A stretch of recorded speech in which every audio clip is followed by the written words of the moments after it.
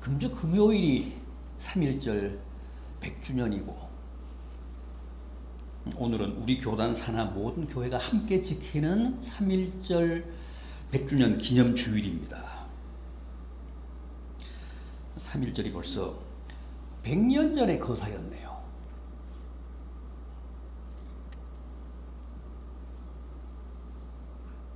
해마다 3.1절이 되면 특히 우리가 잊을 수 없는 교회가 하나 있죠. 수원 제암리 교회. 지금은 그곳이 수원시가 아니고 화성시입니다. 화성시 향남읍 제암리. 수원에서 서쪽으로 서해 쪽으로 약 20km 정도 떨어진 작은 마을인데 옛 지명은 두렁바위입니다.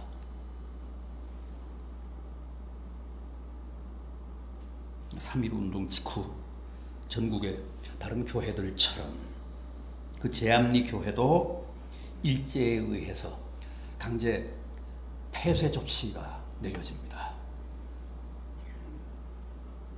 그러니까 주일이 돼도 이렇게 예배를 못 드렸던 거예요.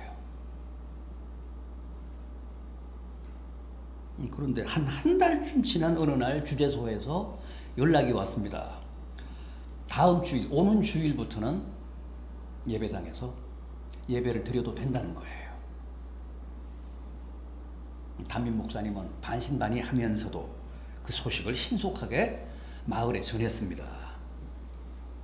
마을에 있는 성도들에게 전하고 그동안 굳게 닫혀 있었던 교회 문을 열고 대청소를 하면서 예배 준비를 했습니다. 드디어 주일이 됐습니다. 약 30여 가정의 성도들이 아이들까지도 다 데리고 나와서 그야말로 감격적인 주일 예배를 드렸습니다. 눈물로 감사의 찬송도 부르고 마지막 목사님의 축도까지도 마쳤는데 갑자기 일본 순사들과 헌병들이 교회 마당에 들이닥쳤습니다. 밖에서 교회 문을 닫아 걸고 준비해온 석유를 뿌리고 불을 붙였습니다. 교회가 낡은 목재로 됐으니까 순식간에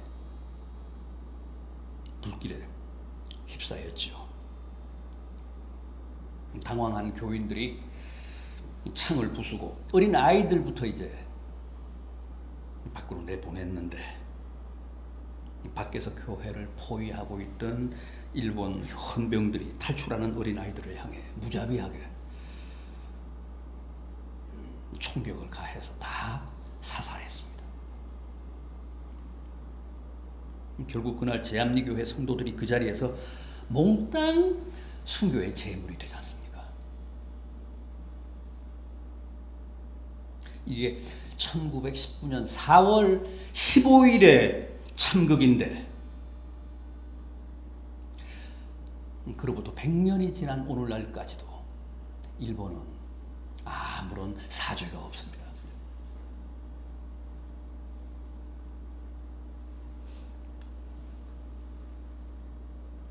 여러분 3.1 운동 때 일제가 유독 우리 기독교를 더 탄압하고 전국적으로 47개처 교회를 불사르며 그토록 악랄하게 박해했던 이유가 뭐였을까요? 적어도 일제는 3.1 운동의 주동 세력, 핵심 세력이 바로 교회요, 기독교라고 확신했기 때문입니다. 그건 사실입니다. 민족 대표 33인 가운데 16인이 목사 장로였잖아요. 교회가 바로 3.1 운동의 진원지였습니다. 교회 안에는 등사기가 있었잖아요. 또 부인의 청년 멸려회회 같은 조직이 있었잖아요.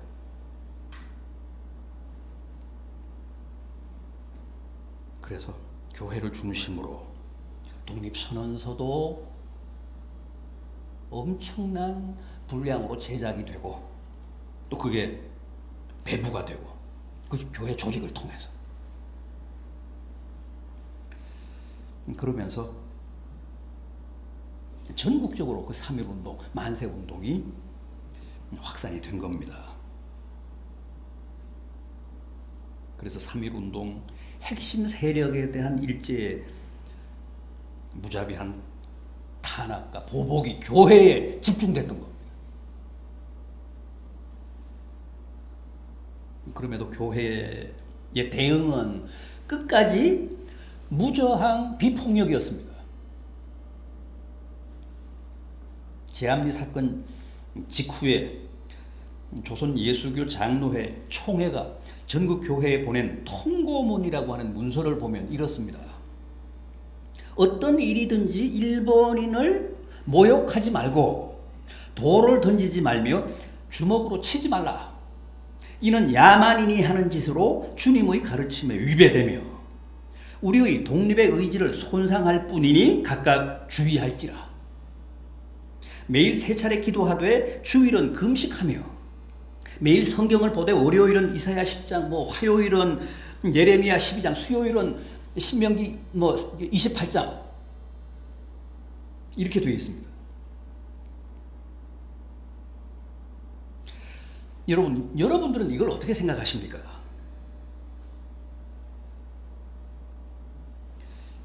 성경에 나오는 무저항적인 가르침과 또 교회가 강조해온 비폭력의 원칙에 대해 여러분들은 한번 생각해 보신 적이 있습니까?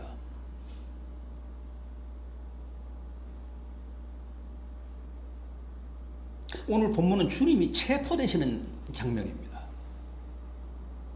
겟세마네 동산에서 피눈물을 흘리시며 기도하시던 주님이 드디어 운명의 시간을 맞았습니다. 유다를 앞세우고 대제사장의 종들과 군사들이 검과 몽둥이로 무장한 채 주님 앞에 나타났습니다. 유다가 주님께 다가와서 배신의 키스를 하며 신호를 보내자 군사들이 일제히 달려들어서 마치 강도를 잡듯이 그렇게 주님을 체포합니다. 졸거나 자다가 놀라서 깬 제자들로서는 속수무책이었습니다. 그러나 베드로만은 자기 몸에 지니고 있던 칼을 뽑아서 대제사장의 종 말고를 쳐서 귀를 떨어뜨립니다. 베드로의 이 행동 어떻습니까? 잘한 겁니까? 잘 못한 겁니까? 아마 누구도 당시 베드로의 그 행위가 잘못됐다고 말하지 못할 겁니다. 죄 없는 스승을 지키려는 제자의 충정 아니었습니까? 무고한 자의 실존적인 저항 아니었습니까? 그런데도 주님의 반응이 뜻밖입니다. 뭐라고 하셨죠? 51절을 보십시오. 이것까지 참으라.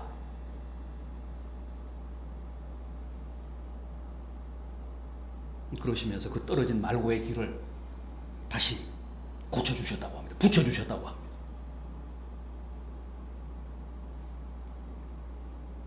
이것까지 참으라. 무엇까지요?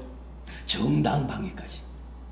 죄 없는 스승을 지키기 위한 충정의 칼까지 참으라는 거예요.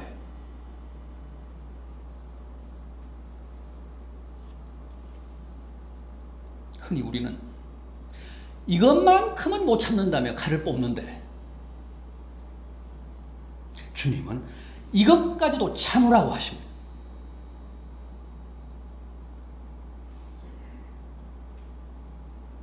이 장면을 요한복음 18장에서 보면 이렇습니다. 이에 시몬 베드로가 칼을 빼어 대제사장의 종을 쳐서 오른편 귀를 베어버리니 그 종의 이름은 말고라. 예수께서 베드로에게 이르시되 칼을 도로 칼집에 꽂으라. 마태복음 26장입니다. 마태복음 26장에서 이 대목을 보면 이렇습니다. 내 칼을 도로 칼집에 꽂으라. 칼을 쓰는 자는 다 칼로 망하느니라.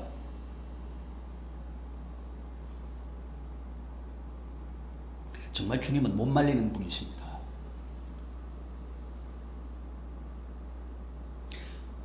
사실 이래서 주님을 따른다는 게 절대 쉬운 일이 아닙니다. 장난이 아닙니다.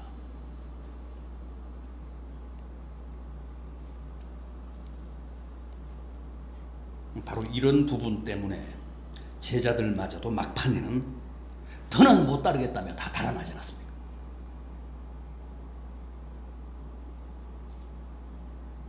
여러분, 정당방위가 뭡니까? 내 자신을 지키기 위한 최후의 수단이잖아요. 그럼에도 주님은 그것조차도 참으라고 하셨습니다. 그것조차도 막으셨습니다. 칼도 칼집에 꽂으라. 생각해 보십시오. 지금 칼과 몽둥이를 들고 나타난 원수들 앞에서 내 무장을 완전히 해제하라고 하십니다. 이게 말이 됩니까? 그럼에도 주님은 언제나 우리에게 그걸 요구하십니다.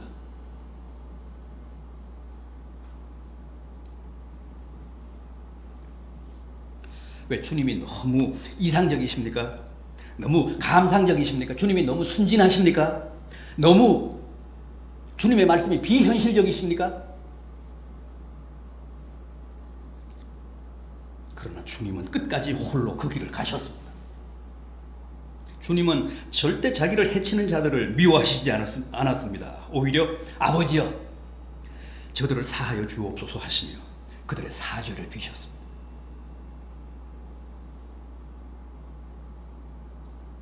따라서 칼을 도로 칼집에 꽂으라고 하신 말씀은 절대 무슨 이상이나 감상이나 궤변이 아니었습니다.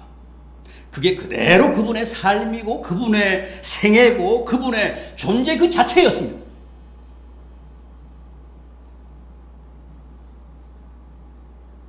자, 그럼 우리가 왜 굳이 칼을 도로 칼집에 꽂아야 할까요?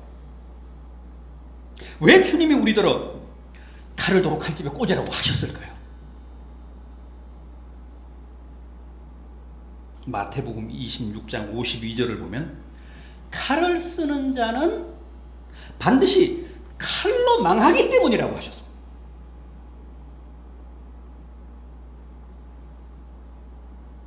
아니, 나를 지키겠다고 칼을 뽑는데 왜 망한다는 겁니까? 그게 바로 칼의 비극입니다. 그게 바로 보복의 악순환입니다.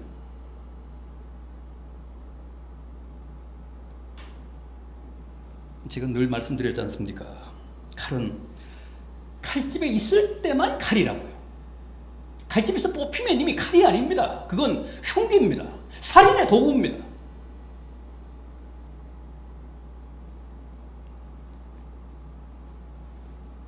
칼집에 꽂혀 있을 때만 칼은 정의와 권위의 상징이고 용기와 위엄의 표상이지.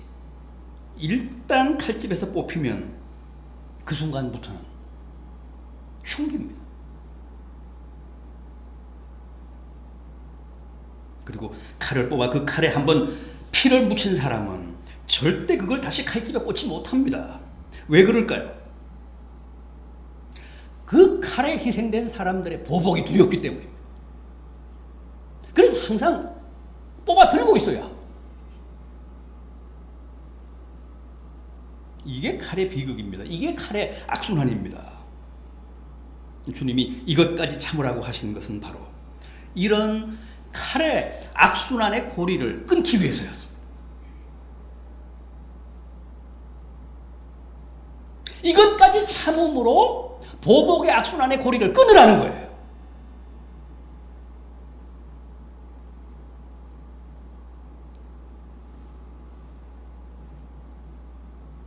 칼을 쓰면 다 칼로 망한다. 그러시면서 베드로가 쳐서 떨어뜨린 대제사장의 종 말고의 귀를 다시 붙여주시면서 상황을 칼을 쓰기 이전 상태로 돌려놓으신 거예요.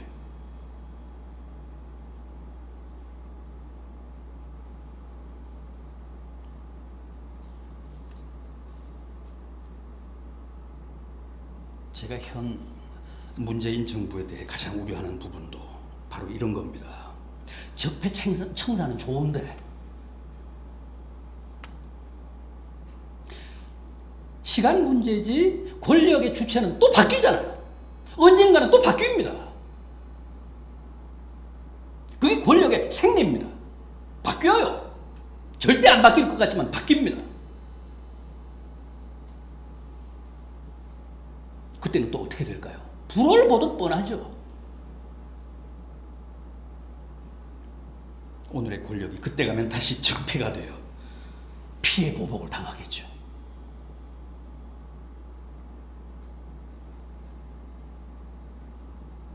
최근에 자유한국당 청년 최고위원 후보라는 사람이 막말을 해서 언론에 많이 보도가 됐습니다. 다 들어보셨을 겁니다. 그 젊은 사람이 한 말 가운데 이런 섬뜩한 말도 있었습니다. 문재인을 탄핵해서 지금 우리가 당하고 있는 이 모든 것을 1000배, 10,000배로 갚아주자. 들으셨죠? 그 말.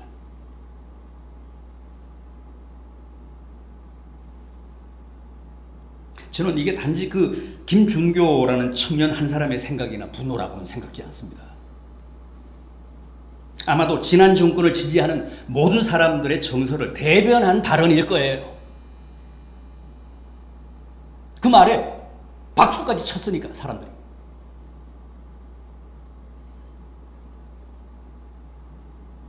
벌써부터 이를 악물고 보복을 벼르고 있는 거예요.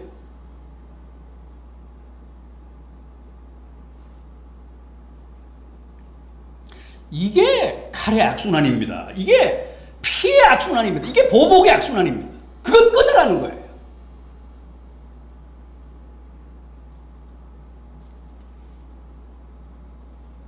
필연적으로 칼은 칼을 부르고 피는 피를 부르고 이는 이를 눈은 눈을 부릅니다.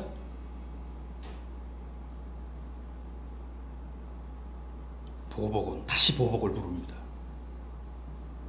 우리나라나 중국, 일본은 전통적으로 복수를 굉장히 미화합니다. 아버지나 스승의 원수를 갚기 위해 목숨을 바치는 행위를 굉장히 영웅시합니다. 옛날 무협지나 무슨 사극이 지금도 다 피비린내 나는 보복전입니다. 보복의 역사입니다.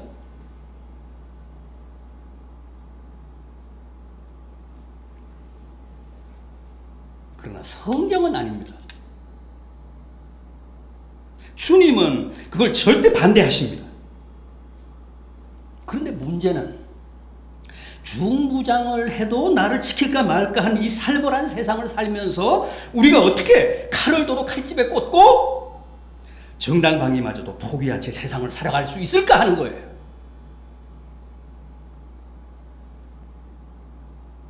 이거 어떻게 생각하십니까?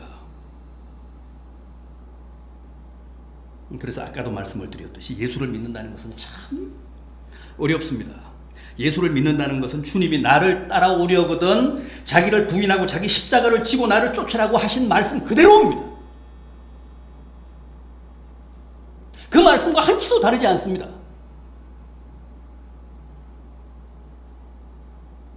한번 생각해 보십시오.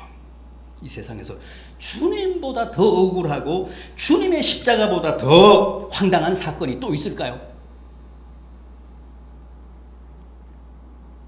그럼에도 주님은 그 말도 안 되는 십자가에 달려 고통하시면서도 십자가 아래에서 지금 자기 겉옷을 제비 뽑고 있는 사람들을 용서해달라고 하나님께 기도하셨습니다. 오늘 본문도 마찬가지입니다. 이것까지 참으라, 이 칼을 도로 칼집에 꽂으라고 하신 말씀도 똑같잖아요. 언제 그런 말씀을 하셨습니까? 지금 원수들이 빼든 칼 앞에 당신의 목을 내대며 하신 말씀 아닙니까?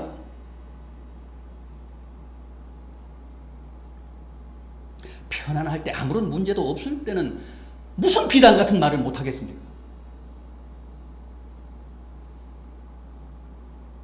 그러나 지금 상대가 나를 잡겠다며 칼을 빼든 상황에서는 절대 이런 말 못하죠. 그런데 주님은 하셨습니다.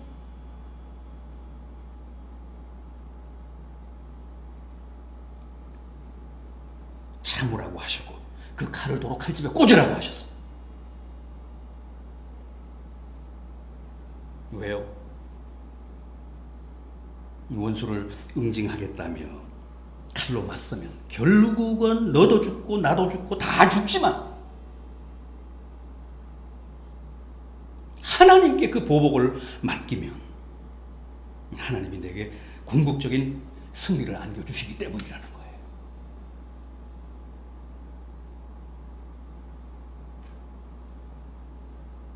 주님을 보십시오. 그렇게도 무력하게, 그렇게도 억울하게, 그렇게도 처참하게 십자가를 지셨지만 결국은 부활하셨잖아요.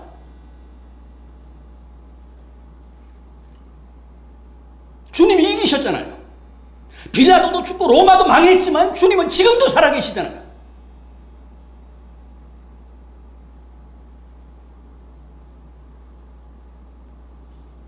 따라서 정말 이기기를 바란다면, 정말 최후의 승리자가 되기를 원한다면 이것까지도 참아야 합니다. 칼을 도로 칼집에 꽂아야 합니다. 이는 이로 눈은 눈으로라는 보복의 논리를 배격해야 합니다.